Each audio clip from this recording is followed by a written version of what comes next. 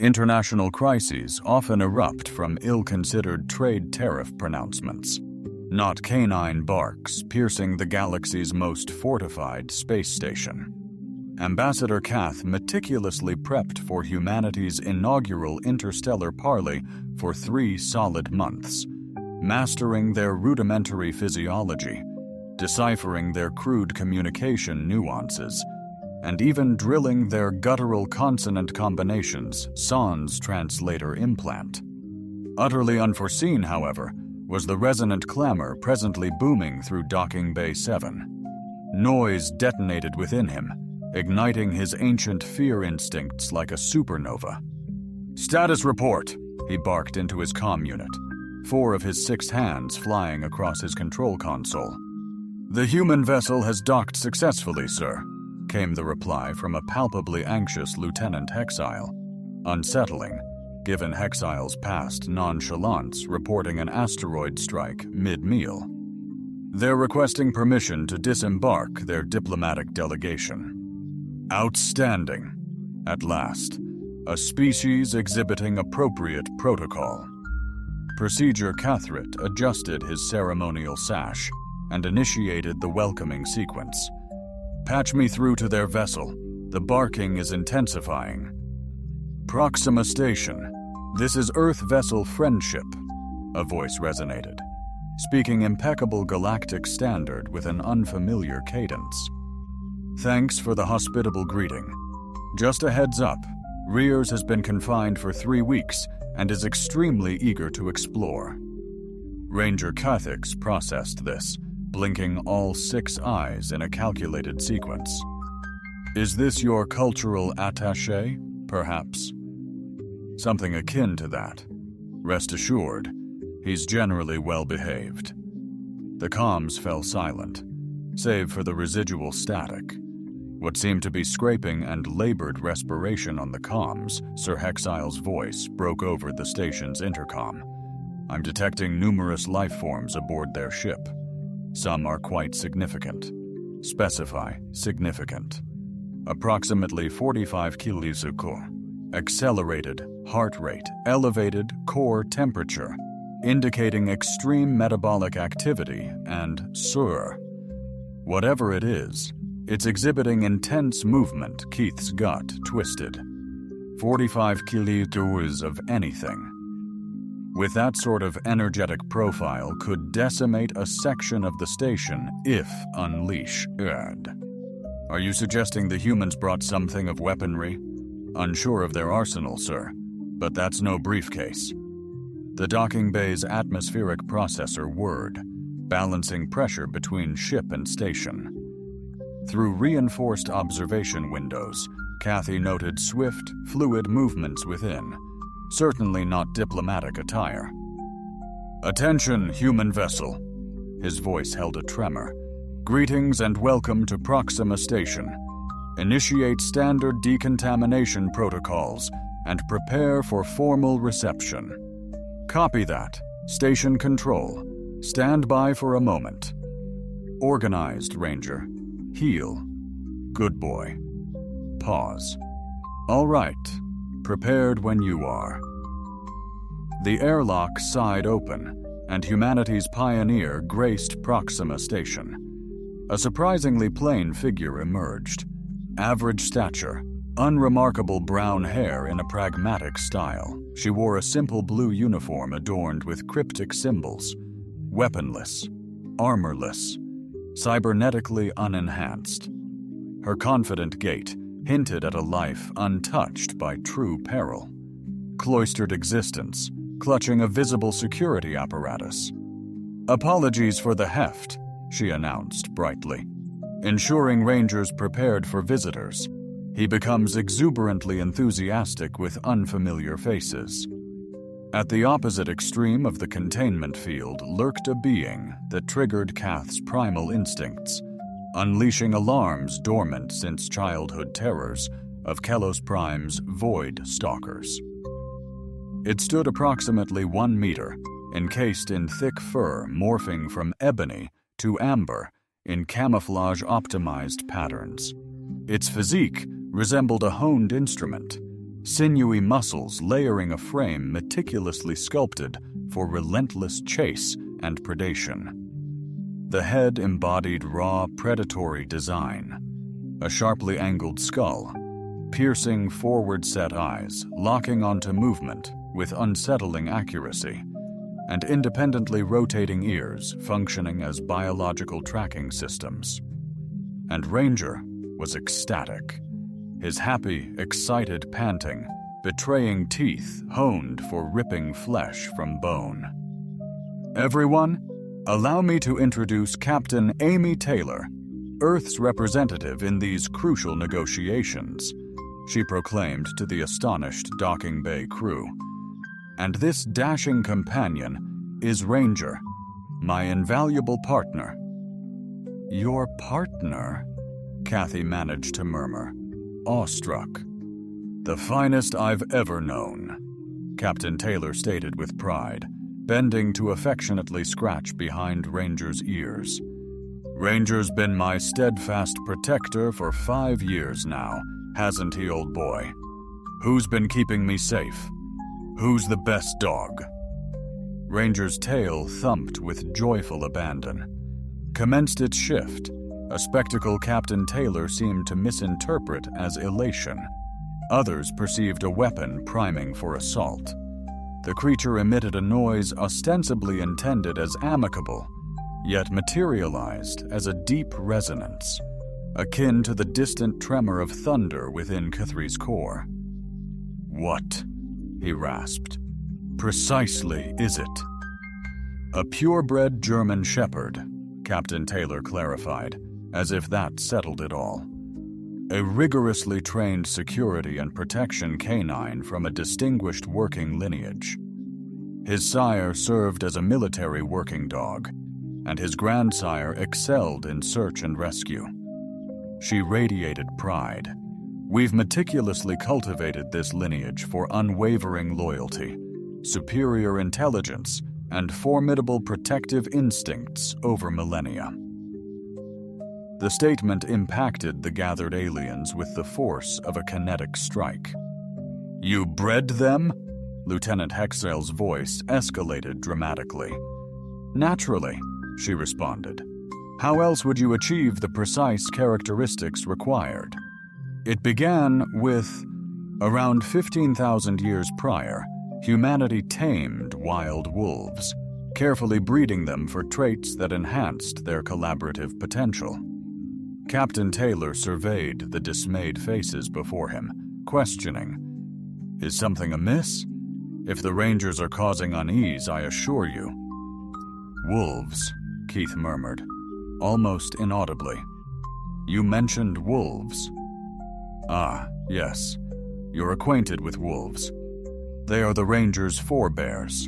Truly magnificent creatures, apex predators, cooperative pack hunters, arguably one of the most evolutionarily triumphant large carnivores to ever grace Earth. However, their independent nature renders them unsuitable for confined operational spaces. With astute selective breeding, protective instincts remain, loyalty and trainability flourish." She smirked, though Ranger recalls the ancient paths when necessary, doesn't he? Ranger then yawned, showcasing teeth from a horror movie.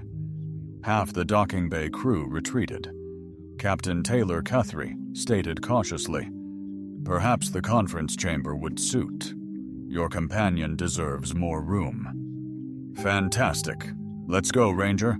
Time to greet the locals." As they proceeded, navigating Proxima Station's passages, Captain Taylor chatted cheerfully about Earth's weather, galactic commerce, and Ranger's most cherished gadgets. She seemed utterly unaware her partner was triggering a station-wide evacuation. With each footstep, maintenance teams fled their stations, security officers flattened against walls, and an environmental controller nervously gasped into their oxygen mask. "Truly captivating architecture," Captain Taylor remarked, observing Calaxian technicians furtively concealing themselves behind a support beam. "Efficient spatial utilization, A ranger values elegant design. Wouldn't you agree, pal? Rior's escalated tail wagging paradoxically exacerbated the situation. The central chamber exuded grandeur, a sweeping circular hall accommodating delegates from numerous species, adaptable atmospheric conditions for diverse life forms, and intricate diplomatic protocols woven into its foundation. Ors, the galaxy's foremost ambassadors, seasoned trade negotiators, and top military strategists had convened, embodying the collective insight of 17 unique civilizations, all fixated on Ranger with reactions spanning from captivated interest to thinly veiled alarm. "All right," Captain Taylor announced cheerfully, assuming her chair and inviting Ranger to join her. "This is quite a moment.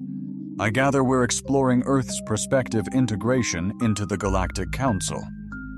She retrieved a conventional diplomatic portfolio and presented it meticulously on the table. "I've compiled our initial trade evaluations, cultural collaboration concepts, and vital intel regarding Earth's essential resources." She briefly paused, adding, "Furthermore, I have captivating images showcasing our planet's extraordinary biodiversity for those intrigued by Earth's intricate ecosystems." Ambassador Guthrie began to utter the customary diplomatic greeting, but hesitated as Ranger settled, presumably attempting a casual posture that instead resembled a predator analyzing opportune attack vectors. The creature's keenly observant eyes meticulously scrutinized every individual in the chamber with unwavering focus. Intelligence, unsettlingly surpassing mere animal instinct. Captain Taylor inquired cautiously, "For mutual cultural enlightenment, could you elaborate on your collaborative dynamic with these beings?" "Certainly," she responded. "Rangers mirror Earth's quintessential working dogs: unwavering loyalty, remarkable intelligence, fiercely protective, and gentle with civilians. We've meticulously cultivated countless breeds over millennia for diverse roles: hunting, guarding, search and rescue, and law enforcement." She smiled, adding, "Though, granted, Ranger might appear substantially larger than your average canine companion. Other species are acclimatized to this. It's deemed customary," murmured a voice across the table. "Well, moderately sized, truly. We possess breeds dwarfing Ranger: colossal Danes, Mastiffs, Irish Wolfhounds, yet they're mostly benevolent giants." Captain Taylor extracted her photos. "Allow me to illuminate with examples." The initial image depicted a diminutive human child seated upon a creature, roughly the dimensions of a compact atmospheric transport, both appearing remarkably at ease with their situation.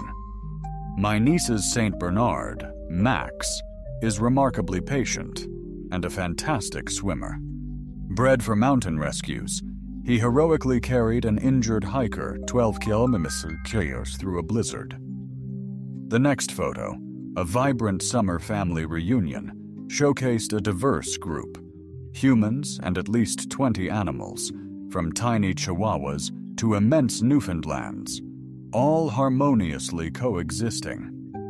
Fascinatingly, the smaller breeds often exhibit greater aggression compared to their larger counterparts.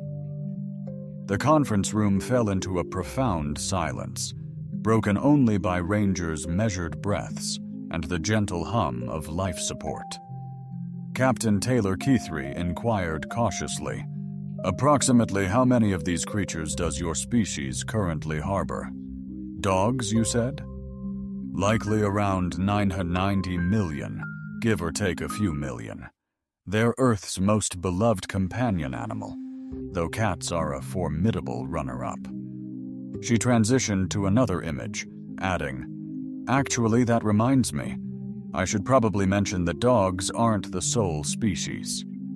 Among the species we've tamed, a remarkable diversity exists. The silence lingered intensely, broken only when a faint hiss, reminiscent of escaping atmosphere, emanated from the room's rear. "Approximately 900 million," Lieutenant Hexel echoed across the comms. "Give or take," Captain Taylor concurred jovially.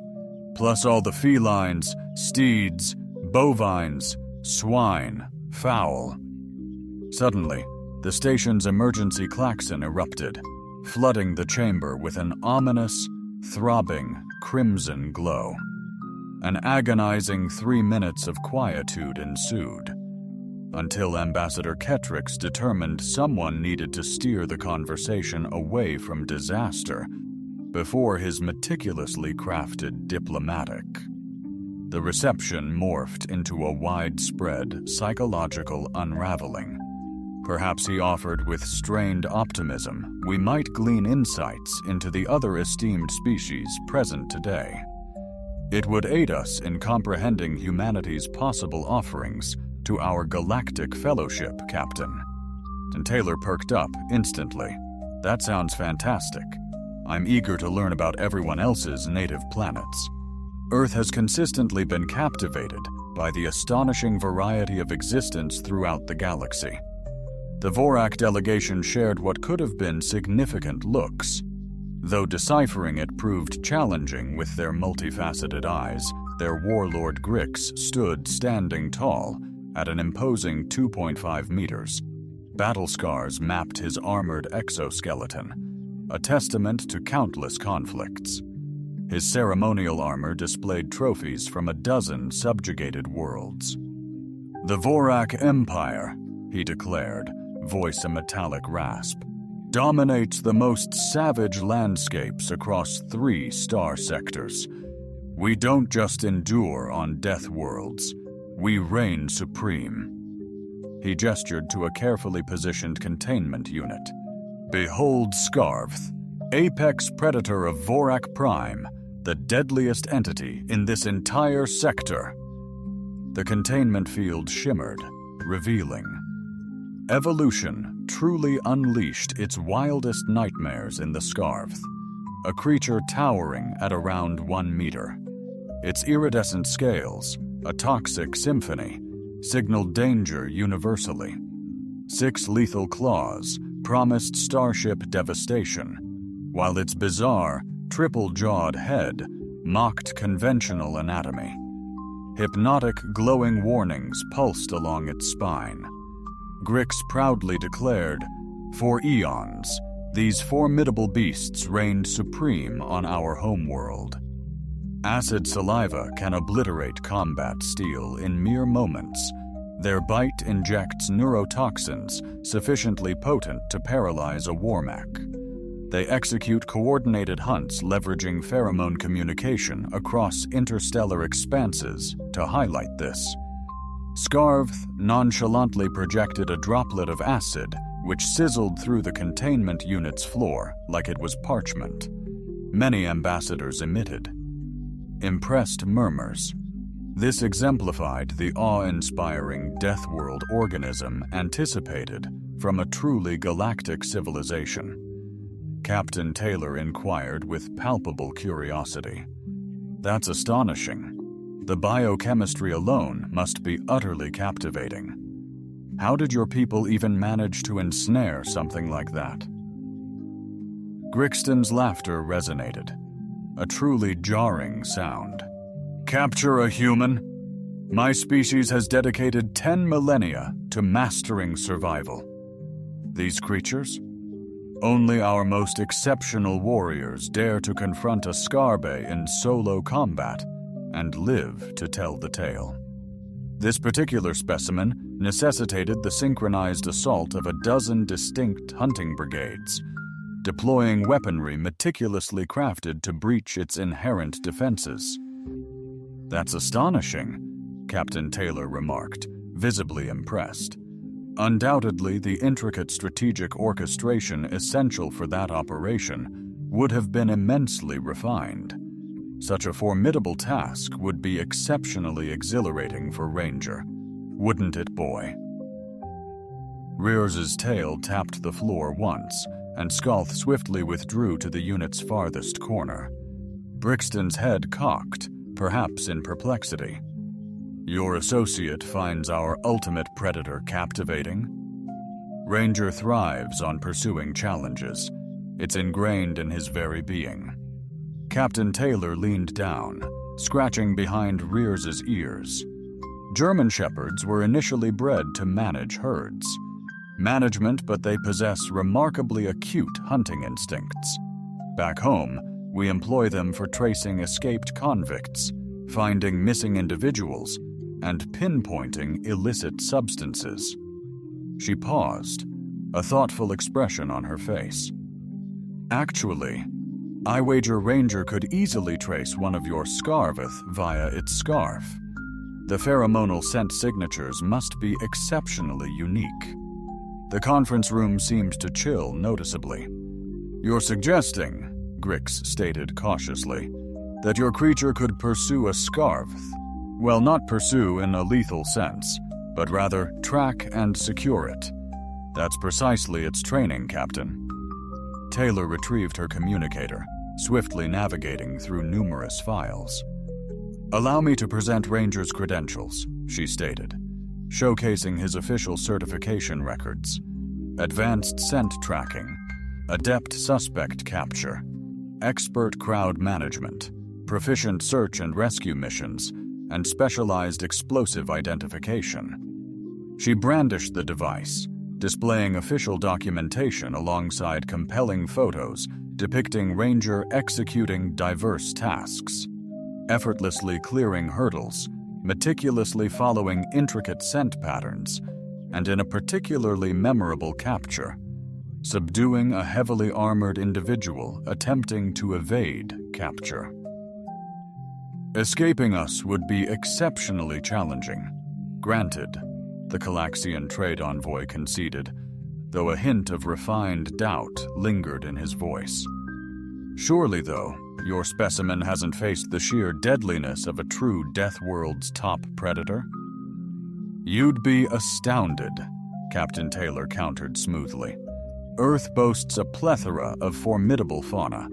Grizzlies, polar bears, wolves, cougars, venomous snakes, crocodiles, great white sharks, the works." She shrugged. "Their lineage has advanced parallel to many others. That's precisely why we initially cultivated his forebears for safeguarding duties." Before anyone could fully grasp the significance of that revelation, Ambassador Cathri frantically attempted to steer the discourse.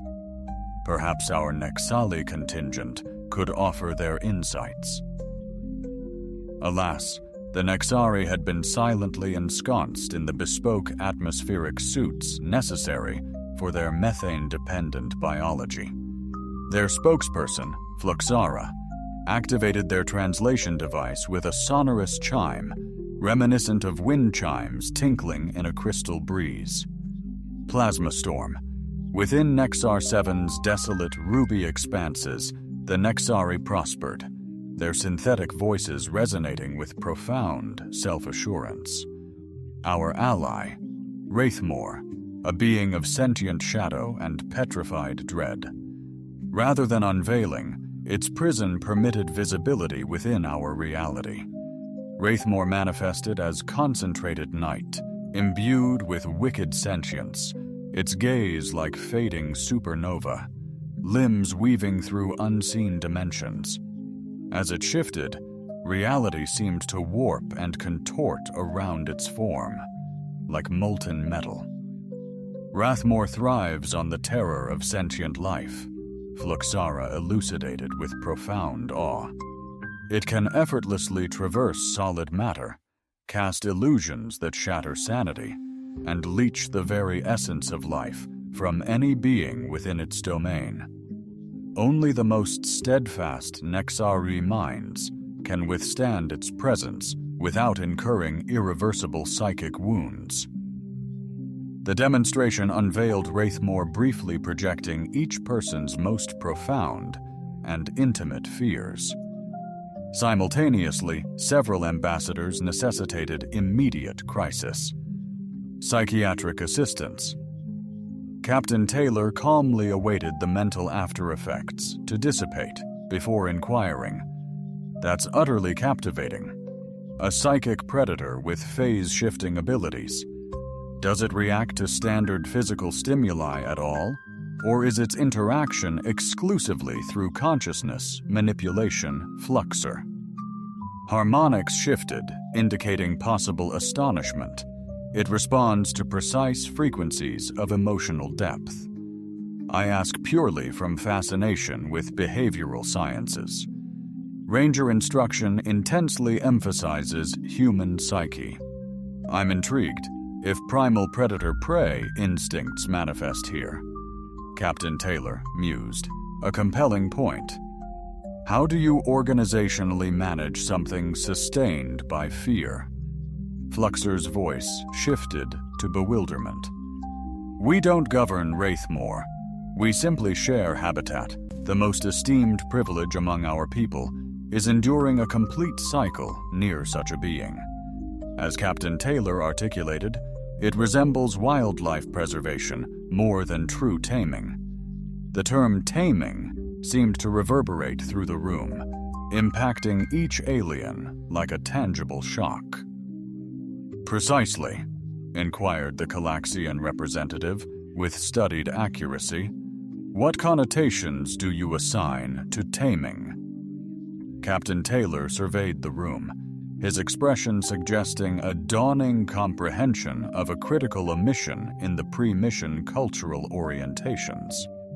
Well, essentially, it's about wild animal populations and strategically breeding them across generations to amplify desirable characteristics while mitigating undesirable behaviors, genetic optimization for superior temperament, refined intelligence, and heightened functionality. She indicated towards Ranger, similar to our work with canines. Initially, wild wolves, apex predators, pack hunters, posing a significant threat to early human settlements, and over roughly 15 millennia, we cultivated them into numerous specialized breeds, tailored for particular human requirements. The hush, the silence that ensued, was almost palpable. Even the Ranger's hushed respirations echoed like advanced environmental purification systems. You essentially engineered apex predators, Grix articulated deliberately, and you intentionally altered them.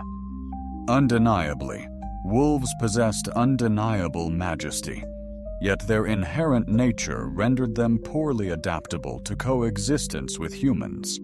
Excessive territoriality, overly rigid social structures, and inadequate individual allegiance.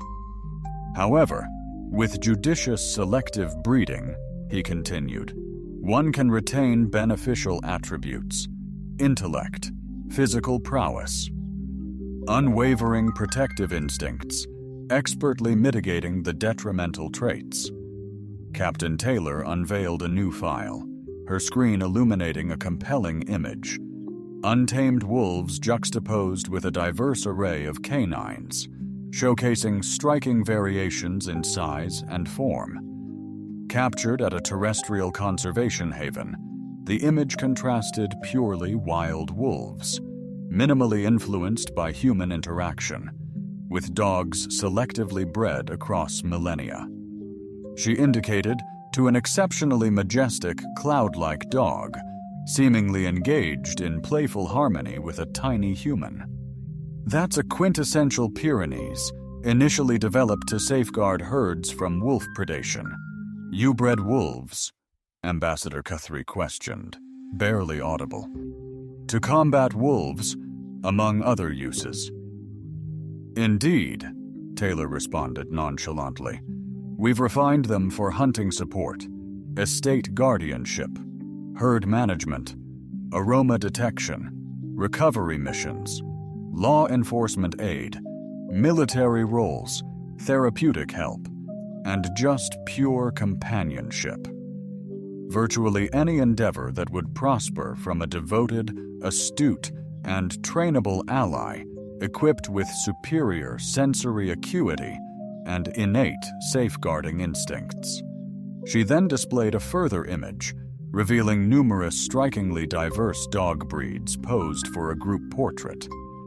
"These are all, technically, wolves' kindred," she stated plainly, spanning from minuscule chihuahuas at a mere 2 kilograms to towering Irish wolfhounds capable of felling elk.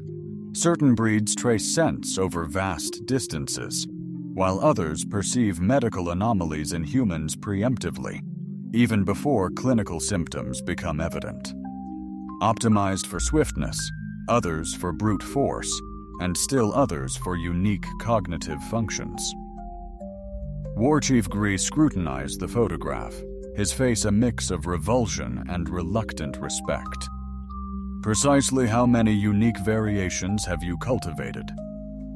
Classification depends on breeds versus subvarieties, but approximately 300 to 450 recognized types, with novel breeds constantly emerging.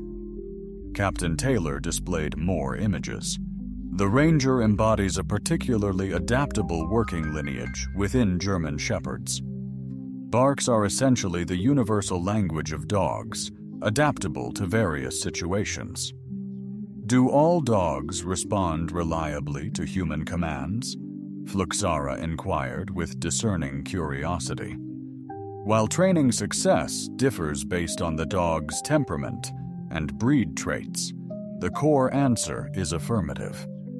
"Observe this," Captain Taylor stated, turning to Ranger with a commanding tone. "Ranger, focus." Ranger promptly stood, shifting to Captain Taylor's left, assuming a flawless sit with his shoulder perfectly aligned to her leg. "Stay," she commanded. Ranger remained utterly still, unwavering in his obedience. With masterful control, Ranger seamlessly transitioned into a prone stance, eyes laser-focused on Captain Taylor. "Exceptional work," Captain Taylor praised, a brief tail wag betraying Ranger's composure. The demonstration, a mere 20 seconds, felt like witnessing reality itself bending to the captain's will. "You delivered simple verbal instructions," Grix marveled, "and this apex predator instantly obeyed. Foundational obedience training, attention, stay, and down commands, forms the bedrock for advanced skills." Taylor surveyed faces reflecting awe and bewilderment. "Is this atypical, perhaps?" Hextol's urgent voice pierced the comms. "Sir, incoming. Long range detects a Terran vessel requesting dock, broadcasting Amazing Animal Friends compilation on open channels." Taylor's face lit up radiantly. "Oh, fantastic. That's surely the cultural exchange transport they're showcasing. Earth's diverse domesticated creatures for enlightening demonstrations." Every alien face in the conference room paled dramatically. "Other species?" Ambassador Keith murmured. "Of course," Captain Taylor exclaimed with vibrant glee. "You didn't imagine dogs were our sole domesticated companions, did you?" The second Earth vessel docked with Proxima Station precisely 18 minutes later, granting the alien diplomats, freshly assembled, barely had time to cycle through psychological preparation, disbelief, negotiation, and a preemptive, species-wide existential terror later diagnosed by the station's CMO when Earth vessel Harmony hailed them. "Incoming transmission," Lieutenant Hexel announced, his tone betraying resignation. His diplomatic security career was likely toast. "They're requesting permission to initiate educational demonstrations." Ambassador Guthrie sealed all 6 eyes, bracing himself. Struggled to recall his optimism for a tranquil interspecies mission, connect them to Oxma Station. "This is Dr. Rachel Morrison, Harmony, poised for cultural exchange pending delegate readiness. Be advised, some ambassadors are exuberantly curious." Captain Taylor brightened. "Ideal. Dr. Morrison commands Earth's premier animal behavior research center, presenting our finest specimens. Specimens of what? Brixton inquired dryly. He hesitated, uncertain if he truly desired the knowledge. Earth's domesticated species, Captain Taylor announced with vibrant enthusiasm. Dogs are merely the initial chapter. We've cultivated deep relationships with scores of unique animal species spanning millennia. The main view screen then ignited, revealing the Earth vessel's cargo bay. The scene unfolding prompted several ambassadors to urgently request immediate medical assistance.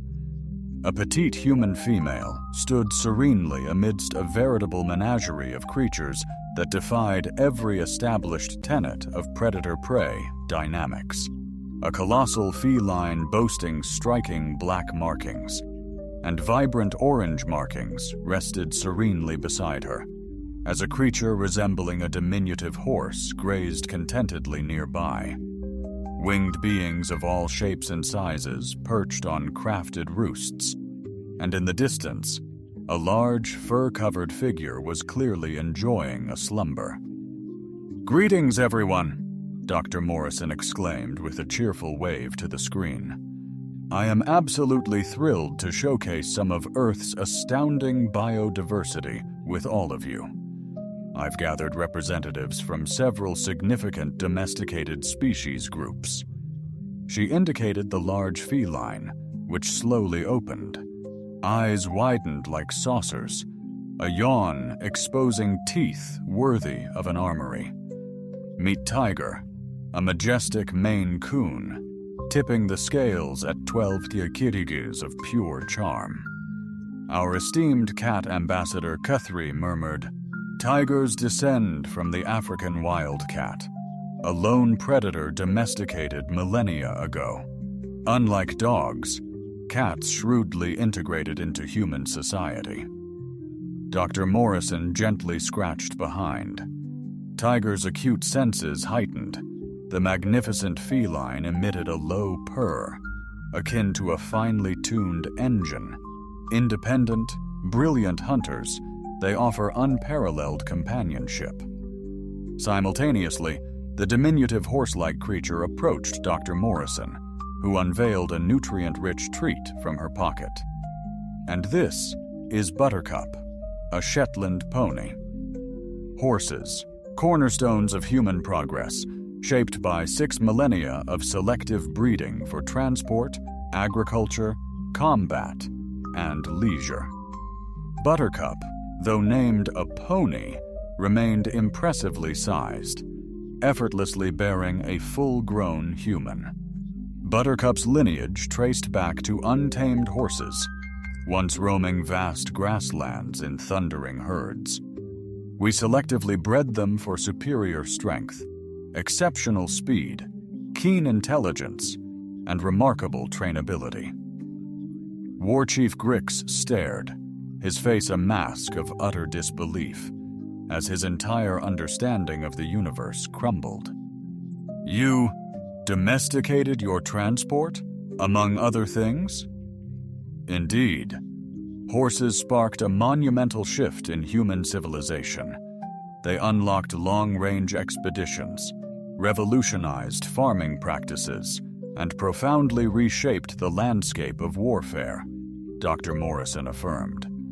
Buttercup's neck affectionately, though now primarily employed for leisure and athletics. A vibrant, winged being alighted upon Dr. Morrison's shoulder, a cascade of azure and emerald plumage. "This is Echo," she announced, "an African gray parrot." Birds represented another significant domestication milestone. Echo swiveled its head, fixing its gaze directly on the camera, and articulated in flawless galactic standard, "Greetings, new companions. Welcome to planet Earth." Bedlam seized the conference chamber as nearly half the delegates scrambled for cover beneath the table. "These domesticated beings," Fluxara articulated via their translator, "actually possess advanced linguistic proficiencies." "Indeed, parrots are remarkably bright," Dr. Morrison elaborated, as Echo nestled contently on her shoulder. They master hundreds of words, grasp fundamental ideas, and certain species can even sustain elementary dialogues. Echo here commands 4 Terran languages, as well as Galactic Basic, she added. Galactic Basic is awesome, Echo chirped joyously. Wanna groove to my #1 hit? Before objections arose, Echo unleashed a dazzling symphony, weaving at least 3 distinct melodies together seamlessly. Captain Taylor chuckled. Echo essentially holds a PhD in xenolinguistics. Dr. Morrison officially does, but Echo spearheaded the research. Ambassador Cathrid stammered, "Your avian is a research scientist?" "Research assistant," Dr. Morrison clarified. Yet Echo's contribution to interspecies communication is immeasurable. Wouldn't you agree, Echo? Echo proclaimed, "Science is utterly mind-blowing," and commenced a captivating demonstration. Seemed like intricate calculations employing vibrant blocks when the colossal, shaggy beast in the backdrop decided to rise, showcasing its immense scale, akin to a compact air freighter. It lumbered towards Dr. Morrison with unexpected elegance for its size.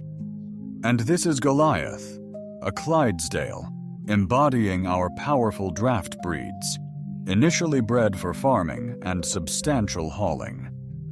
Dr. Morrison appeared minuscule beside Goliath, yet the gentle giant lowered its head, allowing her to touch its face.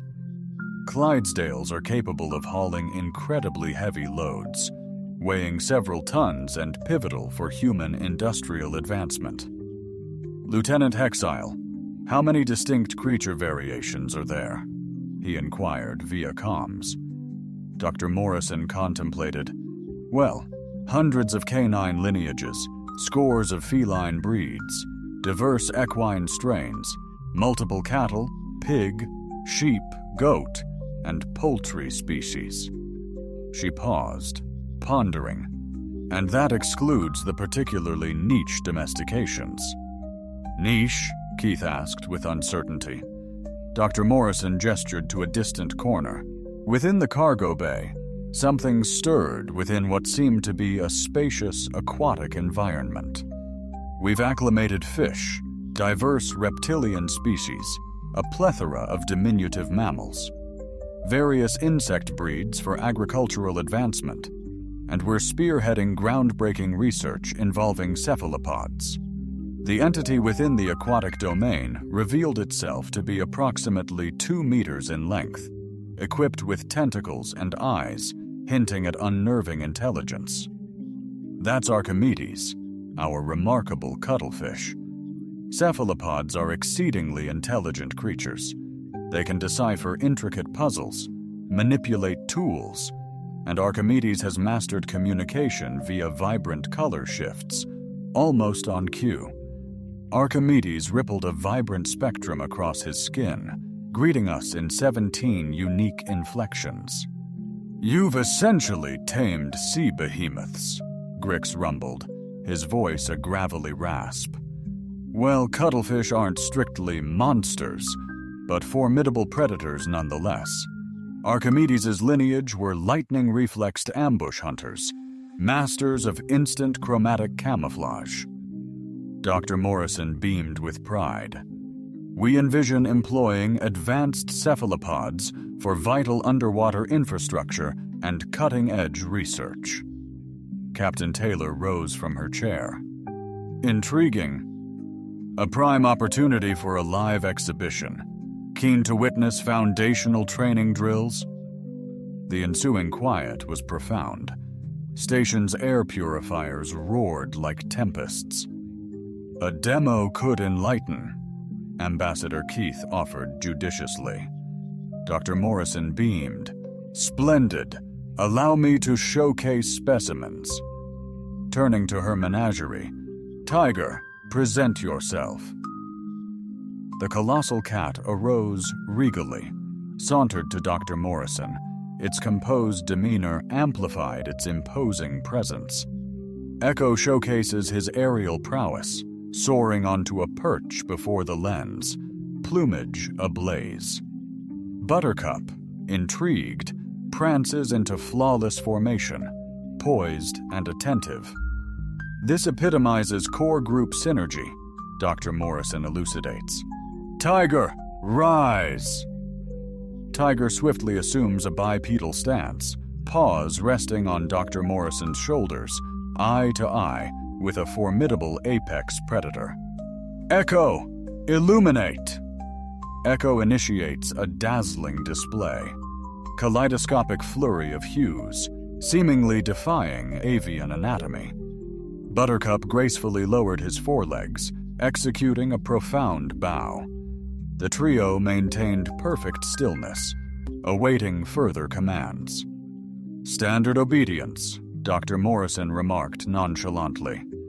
Each species boasts unique talents, amplified through strategic breeding. Tiger's forebears were lone predators, yet domestic felines now master collaborative skills. Echo's natural talent lies in vocal mimicry, amplified through selective breeding for superior intellect and language comprehension. Buttercup's heritage emphasizes robust physique and stamina, uniquely intertwined with sharp intellect and profound emotional resilience. With a swift, subtle gesture, she commanded the beasts, their tense forms dissolving into calm repose. Captain Taylor elaborated. Our core philosophy isn't suppression, but skillful redirection. We harness innate drives, transforming them into invaluable assets. A dog's predatory urge morphs into life-saving search and rescue prowess. A horse's social bonds foster unparalleled teamwork, and a cat's possessive instincts become a vigilant property defense. War Our Chief Griggs, eyes glued to the screen, appeared to be experiencing a profound shift in his perception of reality. You've tamed the apex predators of your planet, ingeniously compelling them to serve your needs. Framed like that, it appears somewhat manipulative, Captain Taylor remarked, a slight frown creasing his brow. We see it as a symbiotic alliance. We offer sustenance, sanctuary, healthcare, and social engagement. In return, they furnish fellowship, aid with diverse duties, and often safeguarding. Safeguarding against what? Fluxara inquired. Captain Taylor and Dr. Morrison exchanged knowing looks. Well, Dr. Morrison began cautiously, against the untamed fauna lurking beyond our settlements. The conference room seemed to chill perceptibly. Ambassador Key inquired, Indeed? Captain Taylor responded with bright enthusiasm. Countless more. Fear not, most remain untamed. Suddenly, the station's advanced sensors registered an anomaly later deemed biologically inconceivable. Lieutenant Hexel's voice, laced with the unnerving calm before utter breakdown, pierced the room. Sir, detecting immense biological signatures surging from the outer perimeter. Multiple species, diverse scale. Classifications, and sir, they're absent from all known databases. Ambassador Kethix felt a sickening lurch in his gut. Define massive, Lieutenant. Some of these readings, sir, indicate life forms registering as miniature spacecraft, yet undeniably organic. Dr. Morrison, initially perplexed, suddenly understood. Ah, that must be the wildlife observation crew. They're likely retrieving footage from the protected nature reserves. Grixton's voice adopted a tone suggesting the universe was conspiring to sabotage his existence. Earth's last wild species, Captain Taylor elaborated. We felt it crucial for the Council to grasp the sheer breadth of our planet's biodiversity, vital for environmental impact evaluations and trade policies. The primary display shimmered, then solidified into a spectacle so unnerving, nearly half the diplomatic corps urgently sought psychological intervention. A lone Earth vessel hovered close, its cargo holds exposed to the void, yet inexplicably housing a sophisticated holographic projector. This advanced system showcased Earth's pristine ecosystems. The initial projection featured a colossal being, akin to a small edifice, serenely positioned within a sprawling grassland. It possessed immense tusks, ears that resembled aerodynamic control surfaces, and a proboscis that almost touched the earth. An African elephant. "Behold, the elephant," Dr. Morrison proclaimed. "These majestic creatures, the planet's largest terrestrial mammals, form intricate societies with remarkable intellect. Thriving herds boast dozens of members, employing tools, displaying sophisticated problem-solving skills, and boasting complex social dynamics." "Impressive. Just how colossal?" Ambassador Guthrie inquired, his voice a mere croak. "Mature elephants generally tip the scales between 4 and 7 tons. The elder matriarchs, living past 70 years, safeguard the herd's invaluable generational wisdom." The imagery morphed, showcasing a bioengineered marvel, shielded in protective plating and brandishing a formidable horn. That horn could definitely breach starship hulls. "White rhinoceros," Captain Taylor confirms. "Another formidable African species. Herbivores, yes, but intensely territorial, capable of accelerating to a blistering 50 km/h. That solid keratin horn can reach a staggering 1.5 meters in length." War Chief Grix stared, his understanding of ultimate predators undergoing a radical, rapid shift. "Herbivores, you say?" "Indeed, but don't underestimate them. Hippos cause more human fatalities annually than most carnivores." The screen displayed, switched views unveiling a sentient boulder, fanged for utter devastation. Hippos, aquatic most times, yet land speed humbles humanity. Their bite, a carnivore's nightmare. Fluxara's music, foreboding. A screen showed a lethal feline predator, luxuriating in sunbeams. Each stretch hinted at untamed power. "Siberian tigers harbor formidable lethality," Dr. Morrison declared with pride. "As Earth's preeminent wild feline species, mature specimens can exceed 300 kilos, enabling them to subdue prey vastly exceeding their own mass. They are typically solitary predators, possessing unparalleled stealth prowess, essentially the untamed counterparts of your domesticated felines." Lieutenant Hexile's vocal tone rose significantly. "Distinct species yet kindred." "Precisely," responded Captain Taylor. "Tigers, lions, leopards, jaguars, all majestic felines are genealogically linked to house cats. We merely domesticated a diminutive, more tractable offshoot of the evolutionary tree. Contemplated deliberately, even with some tending to keep sizable felines as companions, often it concludes disastrously." The screen kept showcasing Earth's wildlife with the nightmarish precision of a biomachine. Gigantic bears resembled mobile fortresses. Crocodiles seemed like evolved aquatic assault vehicles. Sharks embodying evolution's apex predator, Great White, Dr. Morrison remarked, as a being about a shuttle's scale floated soundlessly in turquoise. Supreme rulers of Earth's oceans, sharks possess the extraordinary ability to sense the faint electrical fields emanating from living organisms, and have remained remarkably consistent for eons, a testament to flawless evolutionary engineering. Astonishingly, these magnificent creatures inhabit the very same world as your beloved domesticated pets, Ambassador Cather inquired. Certainly, Captain Taylor responded. Earth boasts unparalleled biodiversity. Our calculations suggest between 8 and 10 million unique species coexist on this planet. He then shrugged, adding, although, to be fair, the majority tend to be on the smaller side, insects, microbes, and the like. The screen displayed a structure seemingly conceived by a cadre of psychologically distressed military engineers as a colossal serpent navigated the lush jungle with fluid elegance, its girth exceeding human height.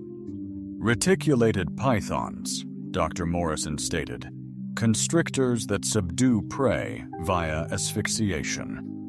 This specimen likely measures around 8 meters, but they can grow larger. They are adept swimmers and surprisingly agile climbers. Grix inquired, just how much larger? His voice betraying apprehension. He was keen to ascertain that the largest documented specimen measured roughly 10 hectare, although anecdotal accounts suggest some reached 12 or even 13 mar. Dr. Morrison pondered, indeed, anacondas outweigh them, despite their lesser length. The screen shifted to an image resembling armored biological weaponry adorned with spines.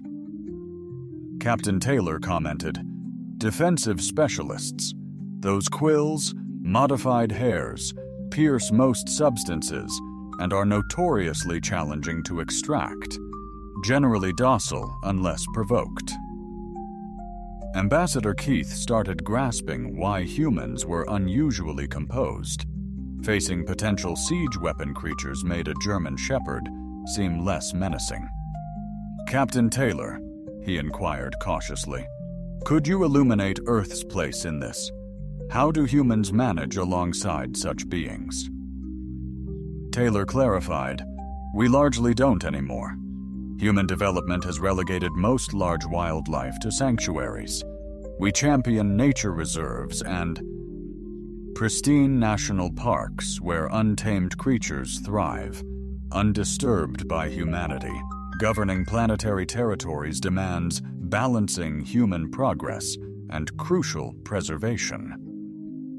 Though imperfect, we've mastered ecosystem management remarkably. Yellowstone National Park, a sprawling 9,000-kilometer sanctuary of protected wilderness, unveils vibrant landscapes teeming with wildlife seemingly forged in a weapons arsenal. Gigantic brown bears and packs of apex predators like wolves, reintroduced to Yellowstone in '95, unleashed an ecological renaissance. Dr. Morrison notes how they orchestrated nature's symphony, taming deer herds, greening landscapes, reshaping rivers, and sparking life for countless species. It's ecological mastery, releasing powerful keystone species into a balanced habitat. Fluxar's harmonic echoes, a worldview teetering on the brink, where wolves stand as symbols of transformative change. They're pivotal for ecological stability. Unchecked herbivores decimate plant life. Captain Taylor beamed, plus their canine forebears, forging a unique bond. War Chief Grix, gazing intensely, perhaps awestruck, questioned, your species reigns supreme on a world teeming with these beasts? Reigns is a bit much, Captain Taylor demurred. We've learned to mitigate our footprint and harmonize with nature's rhythms.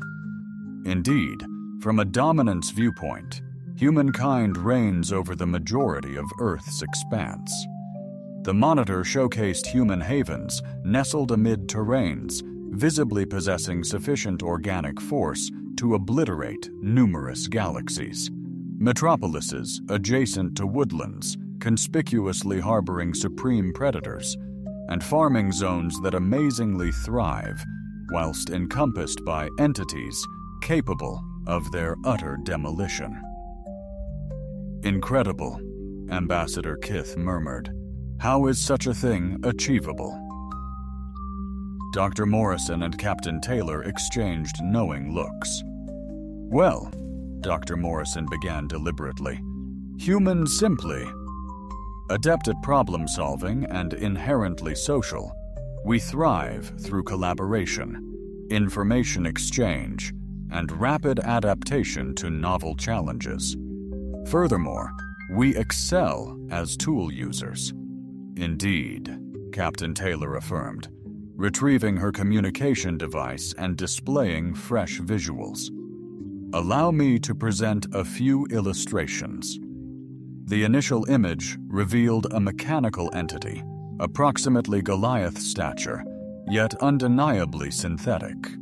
Human operators occupied shielded enclosures as colossal robotic arms deftly manipulated objects with accuracy indicative of sophisticated engineering.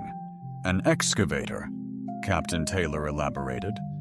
"Engineered for significant construction endeavors, these are erected when substantial earth or rock displacement is required."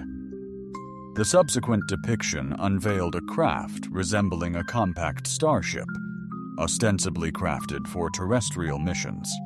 Combine harvesters, essential agricultural instruments, facilitate extensive food generation, enabling a singular machine to reap hundreds of hectares daily. Further imagery showcased vehicles capable of navigating all landscapes, aircraft gracefully traversing Earth's skies, and machines adept at constructing structures with negligible human involvement. For roughly 200 millennia, we've been honing technologies for crafting tools and reshaping our environment, elucidated Dr. Morrison. Commencing with rudimentary stone tools, we incrementally progressed towards ambitious planetary-scale engineering endeavors. You architect machines to supplant biological proficiencies, Grix articulated, his comprehension deepening. Precisely. We couldn't rival bears in brute force or cheetahs in velocity. Hence, we engineered machines surpassing any biological system in strength and pace, Captain Taylor remarked with a grin. Humans, by nature, aren't remarkably imposing. Physically, we're exceptional at engineering, as showcased in the concluding visuals. Earth from orbit, a vibrant blue-green sphere illuminated by a network of lights, signifying advanced technological prowess. Megacities sprawling across continents, interconnected transportation arteries spanning vast territories, and orbital facilities hinting at effortless management of planetary resources. With a current population nearing 8 billion, Dr. Morrison highlighted our presence on every continent, permanent research outposts in both polar zones, and our burgeoning expansion into the solar system. Ambassador Keith gazed intently at the visuals in utter silence for a long spell. When he eventually broke the quiet, his voice bore the unmistakable inflection of a man whose fundamental grasp of the cosmos had been subtly deconstructed and meticulously reconstructed. 8 billion souls, he stated deliberately. 100 million tamed predators, countless wild organisms with bioweapon potential, a planet-spanning tech network, and you all coexist? Remarkably, it thrives. Captain Taylor responded buoyantly. Naturally, hurdles exist, but humankind excels at resilience and collaboration, paired with sophisticated alert protocols, Dr. Morrison noted, amused. That's essentially the role of our animal partners. Canines for enhanced security and threat detection, felines for integrated pest management, equines for logistical support and cultivation, and avians for relaying communications and intel. She added, though now affection and comfort are their primary contributions.